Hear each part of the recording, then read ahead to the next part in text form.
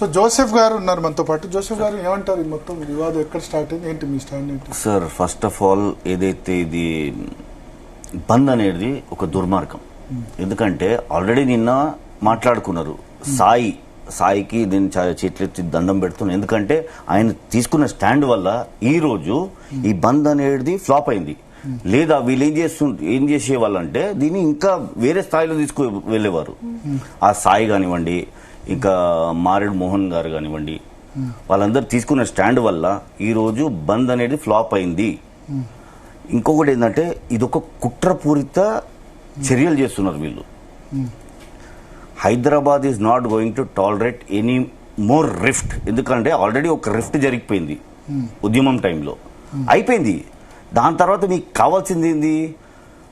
తెలంగాణ ప్రజలు, తెలంగాణ బిడ్డలు, తెలంగాణకు కావాల్సింది ఏంటిది? చదువు. ఆ చదువుని ఆపి వీళ్ళు ఏం చేస్తున్నారు? రండి మనం అందరం పాల్గొందాము, ఉద్యమం చేద్దాం. ఇంకా ఉద్యమం ఏం చేస్తారా? ఉద్యమం అనేది అయిపోయింది. తెలంగాణ వచ్చేసింది. దేర్ ఇస్ నో మోర్ ఉద్యమం. ఇప్పుడు చేయాల్సింది ఏంది? శ్రమ అనేది లేదు. కష్టం అనేది క్లియర్ చేస్తారు మన తెలంగాణ బిడ్డలు చాలా మంది చేస్తారు. కానీ ఇలాంటి ఉన్మాదులు ఏం చేస్తారంటే వాళ్ళని శ్రమించకుండా వీళ్ళకు తోడు కావాలని చెప్పి వాళ్ళని పావుగా వాడతారు. పావుగా వాడి ఏం చేస్తారు? కొన్ని సందర్భాల్లో ఏమవుతుంది, వీళ్ళని పావుగా వాడి వాళ్ళకి ఏదో ఒక చిన్న యాక్సిడెంట్ జరిగింది అనుకోండి, అది ప్రభుత్వం మీద నెట్టడము. ఈ మార్వాడి ఇష్యూలో కాలిరిగిపోయింది, చెయ్యిరిగిపోయింది, మార్వాడి డెఫినెట్లీ గో బ్యాక్ అని చెప్పి. అరే మార్వాడీలు ఎవరు తెలుసా? మార్వాడీల గురించి వాళ్ళు చేసే ఏదైతే మనకు చేసిన ఏదైతే లబ్ధిలు ఉందో, చాలా మంది స్కూల్స్ ఉందండి, free schools, free educations. Secunderabad లో ఒకటి ఉంది, ఆర్పీ రోడ్ లో మార్వాడి పబ్లిక్ స్కూల్. భద్రుకా కాలేజ్ ఉంది. మళ్ళీ వీళ్ళు రెగ్యులర్ గా ఎవ్రీ ఇయర్ ఫిష్ మెడిసిన్ ఇస్తారు ఆస్తమా పేషెంట్స్ కి.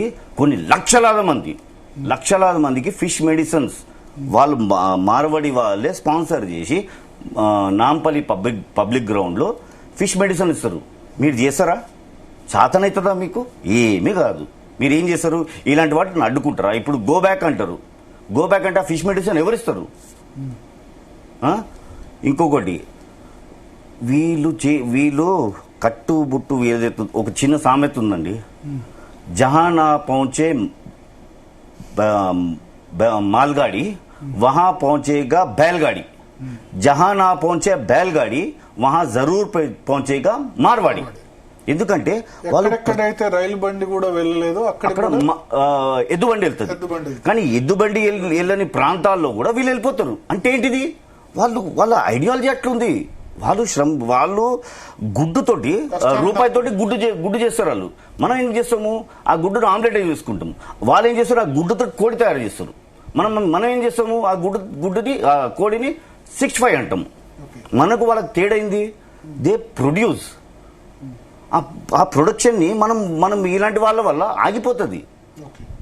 They are also one part of production in our state and country. కానీ అది మర్చిపోతున్నారు. వీళ్ళేంది? ఒక ఈగో కాదండి. యాక్చువల్లీ వాస్తవంగా చూస్తే వీళ్ళని వీళ్ళ మనసులో చూస్తే actual they don't have anything to do with Marwadis. ఇది వాళ్ళొక టార్గెట్. వీళ్ళొక టార్గెట్ పెట్టుకున్నారు. మార్వాడి వల్ల కొన్ని సామాజిక వర్గాలకు అన్యాయం జరుగుతుందని వాళ్ళు మెయిన్ గా లేవనెత్తారు. లేదు, అసలు ఏం లేదు. వాళ్ళకేంది? ఒక సాకు దొరికింది. దీనివల్ల నార్త్ సౌత్ విభజించాలి ఎలా? ఇప్పుడు ఆల్రెడీ పెరియార్ గ్రూప్ వాళ్ళు, పెరియార్ గారి ఆలోచన ఎట్లుంది? ఆయన సిద్ధాంతం వాళ్ళకి నచ్చింది. ఎందుకు నచ్చింది? ఎందుకంటే ఆయన చాలా గొప్ప సిద్ధాంతి. సొంత కూతుర్ని పెళ్లి చేసుకున్నంత సిద్ధాంతం ఆయనది. అలాంటి ఆచారాలు మన తెలంగాణ బిడ్డలకు చూపించాలి కదా, అది ఇక్కడ తెచ్చారనమాట. ఇక్కడ దెబ్బ కొట్టాలి. ఖచ్చితంగా మన తెలంగాణ ప్రజలు ఇలాంటి వాళ్ళని చెప్పుతోడు కొట్టాలి. ఎందుకంటే ఏం ఆచారాలు? పాడుబడ్డ ఆచారాలు. అది కన్న కూతుర్ని వాడు పెళ్లి చేసుకుంటాడా? అది కూడా 70 ఏళ్లలో. ఇలాంటి ఆచారాలు తెచ్చి మనకు రుద్ది వాళ్ళు ఏం చేస్తారు? ఇలాంటి వెధవలు ఎవరైతే ఉన్నారో మనకు ఈ గో బ్యాక్ అని నినడం, గో బ్యాక్ కాదు, everybody has to stay back. ఇంకొకటి, హైదరాబాద్ ఆల్వేస్ వెల్కమ్. ఈవెన్ ఈ రోజు వచ్చిన వాడిని కూడా వెల్కమ్ చేయాలి. అది ఉందా వాళ్ళకు? లేదు. వాళ్ళకి అసలు వాళ్ళకి పోయేది ఏం లేదండి. ఇప్పుడు హైదరాబాద్ లో ఎంతో మంది రోహింగ్యాలు పండ్లు పువ్వులు పంక్చర్ షాపులు నిర్వహిస్తున్నారు. వాళ్ళ రోహింగ్యాల వల్ల జరగని నష్టం కేవలం మార్గాడీలను టార్గెట్ చేయడం వల్లనే అక్కడ పోరు వాళ్ళు. అంటే హిందుత్వాన్ని దెబ్బతీయడానికి ఇది పండుగ. వీళ్ళు అక్కడ పోరు, వాళ్ళ దగ్గర పోరు. ఇప్పుడు ఓల్డ్ సిటీ బ్యాక్ సైడ్ మొత్తం పాపం రోహింగ్యాల్సే, మొత్తం రోహింగ్యాసే. ఓల్డ్ సిటీ కానీ, ఓల్డ్ సిటీ ఎందుకండి, ఈవెన్ బంజారాల్స్ లో జైరా నగర్ అని ఉంది, అక్కడ కూడా ఉన్నారు. కానీ వాళ్ళని అడ్డుకునే మనుషులు ఎవరు? కేవలం చిన్న పానీపూరిని పట్టుకుంటారండి. పానీపూరి అదే అంటున్నా, కేవలం పానీపూరి పట్టుకుంటారు వీళ్ళు. పానీపూరి ఎదురా అది అందరు తింటారు. అందరం ఇప్పుడు మన పిల్లలు సాయంత్రం పానీపూరి అది ఒక అలవాటుగా మారిపోయింది. పానీపూరి, మిర్చి బజ్జీ.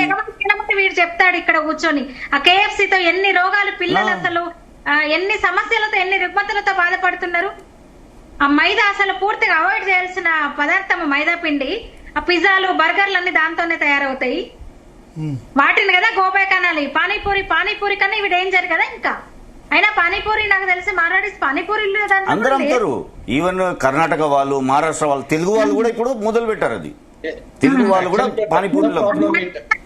మార్వాడి అంటే ఓన్లీ రాజస్థానీ నుంచి ఆ ప్రాంతం నుంచి వచ్చిన వాళ్ళన్న నిర్వచనం పోయి గుజరాత్ ఈ బ్యాచ్ ఏదైతే ఉందో వాళ్ళని ఒక్కసారి జాతీయ గీతం పాడమని చెప్పండి. ఎవరు రాదు, పాడరు. ఎందుకంటే అందులో గుజరాత్ ఉంది, మరాఠ్ ఉంది, వాళ్ళు పాడరు. ఎందుకంటే వాళ్ళకి ఆ ఈర్ష్య ఉంది. దేశానికి కలుపుతుంది కదా ఆ పాట. వాళ్ళకి అది ఉండదు.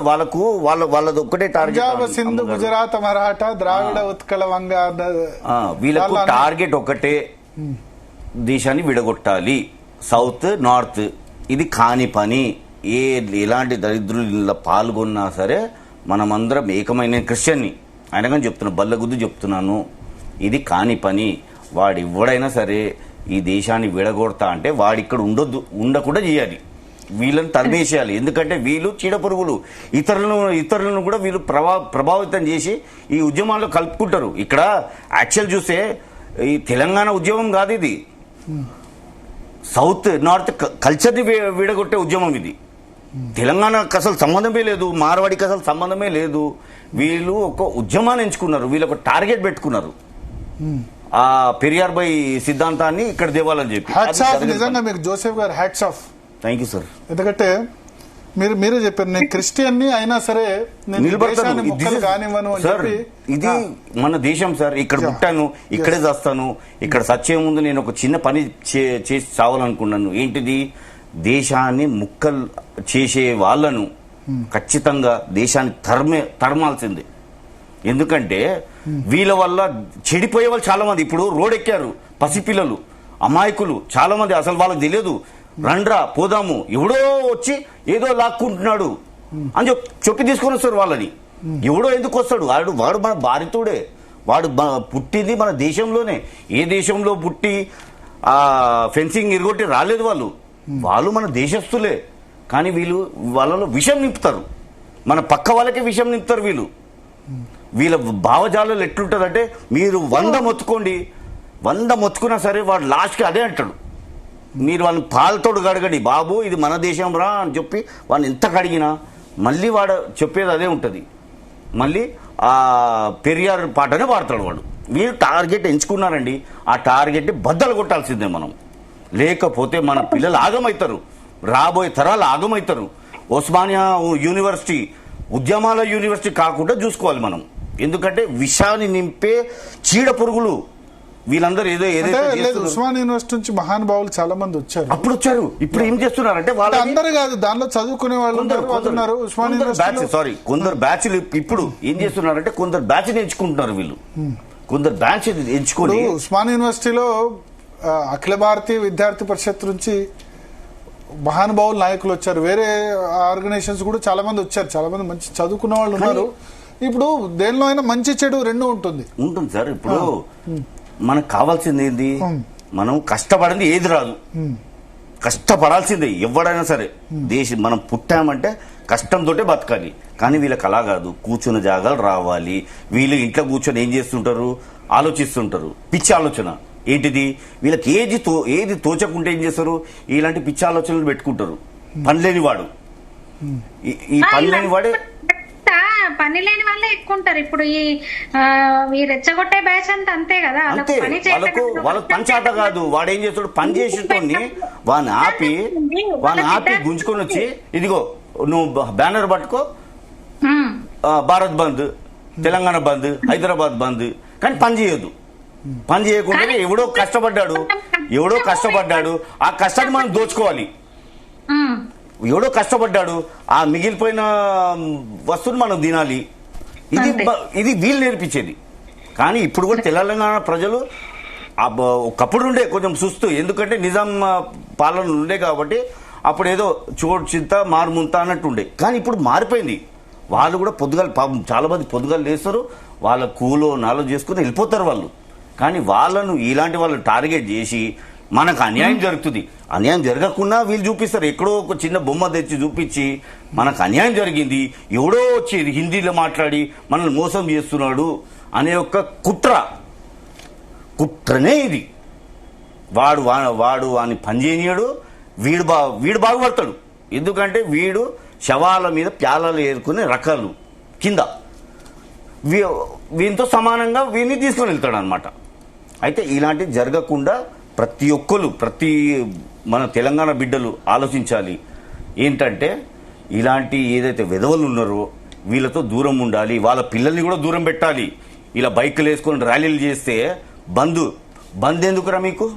బంద్ చేయాల్సిన అవసరం ఎందుకు వచ్చింది మీకు? ఏదైతే అసలు వాళ్ళ జనాభా ఎంత అండి, మార్వాడీల జనాభా ఎంత? వాళ్ళు అసలు భారమా మన మీద భారమా? వాళ్ళకు మనం ఉద్యోగాలు ఇవ్వాలి, ఆ స్థాయికి ఎదగాలని చెప్పి అది ప్రేరణ చెప్పాలి, అది నేర్పించాలి. అక్కడ రౌండ్ టేబుల్ కాన్ఫరెన్స్ పెట్టి మనం మార్వాడిని మించిపోవాలి, మనం గుజరాత్ని మించిపోవాలి, మనము అది టాటా బిర్లాని మించిపోవాలి, అలాంటి ఆశయాలు పెట్టాలి. అంతేగాని వాడు పెట్టేది మనం గుంజుకోవాలి, లాక్కొని పీక్కోవాలి, పట్టి తన్నాలి. ఇలాంటి ఇంకొకటి అరెస్ట్ అన్నారు, అది అరెస్ట్ కట్టడి. ఎందుకంటే వీళ్ళని కట్టడి చేస్తే, లేకపోతే వీళ్ళు రోడ్డు మీద చేంజ్ చేస్తారు, వాళ్ళే కాళ్ళు ముళ్ళు గుచ్చుకుంటాడు, గుచ్చిపించుకొని కాళ్ళు, అది ఒక సామెత ఉంది కదా, పన్నుతో తీస్తా అని చెప్పి మున్ను. అలాంటి వాళ్ళు ఏం చేస్తారంటే, దాడి జరిగింది, చలో బస్ జలావ్, టైర్ జలావ్, అదే మోకలా ఏదో ఒకటి తగలబెట్టి ఉల్టా వాళ్ళ మీదే వేస్తారు. ఎందుకంటే వాళ్ళకి కావాల్సింది అవకాశవాదులు. సోకాల్డ్ అలీబాబా 40 దొంగలు 20 దొంగలు ఎవరైతే ఉన్నారో వాళ్ళకి కావాల్సింది అవకాశము. అది అక్కడ గొడవ రూపంలో దొరికింది. మళ్ళీ నిన్న ఏదైతే వాళ్ళు కాంప్రమైజ్ అయ్యారు, అయినా కానీ వీళ్ళకు కడుపు మంట. ఎందుకు కాంప్రమైజ్ అయ్యారు? ఇది ఇంకా పొడిగి ఉంటే బాగుంటది. అరే, ఒక మంచి సంకేతం రానైనా వాళ్ళు కాంప్రమైజ్ అయ్యారంటే, ఎందుకంటే వీళ్ళేమనుకుంటున్నారంటే మా వల్ల ఎందుకు మన దేశానికి ముప్పు అనే దాని కోణంలో వీళ్ళు కాంప్రమైజ్ అయ్యారు. ఆల్రెడీ కేసు ఇంకా నడుస్తుంది, లీగల్ ప్రొసీజర్ అది అవుతూనే ఉంటుంది. అది కూడా ఎందుకు, వీళ్ళు ఏదో ఒప్పందం చేసుకున్నారు, ఏదో వీళ్ళు సెటిల్మెంట్ చేసుకున్నారు, వాళ్ళు ఏమని చేసుకుంటారు, నీకెందుకు? అసలు నువ్వు అసలు ఆ సాయి అయిన వ్యక్తికి నువ్వు పరిచయమా? ఎవ్వరు పరిచయం లేదు. మీకు ఒక అవకాశం దొరికింది, అక్కడ దూరిపోయి ఇంత దూరం తెచ్చారు ఈ సంఘటనని. పనికిరాని సంఘటన ఇది. పనికిరాని పనులు చేసే పనికిరాని దద్దమలు వీళ్ళు. రాష్ట్రాన్ని, ఈ నగరాన్ని భ్రష్టు పట్టించడానికి వచ్చారు వీళ్ళు, అంతే. ఇటువంటి సిచ్యువేషన్ ఇంకా గో బ్యాక్లు అంటే ఏం జరుగుతాయి? ఇప్పుడు పార్టీస్ స్పందిస్తే ఏమవుతుందండి, ఇప్పుడు మాధవీలత గారు ఒక చిన్న స్టేట్మెంట్ ఇచ్చారు, అక్కడ వీడు హీరో అయిపోయాడు. ఇప్పుడు ఏదైనా పార్టీ కూడా స్పందిస్తే ఏమవుతుందంటే ఆ పార్టీ మీద కూడా వీళ్ళు విరుచుకోబడతారనమాట. అందుకే పార్టీలు కూడా సైలెంట్ ఉంది. ఎందుకంటే ఇక్కడ వాళ్ళు కూడా తల దూర్చితే వీళ్ళు ఆ పార్టీని బండబూటలు తిట్టేస్తారు. అందుకే ప్రతి పార్టీ వీళ్ళతో దూరం ఉన్నారు. వీళ్ళకి తెలుసు, పార్టీలకు తెలుసు.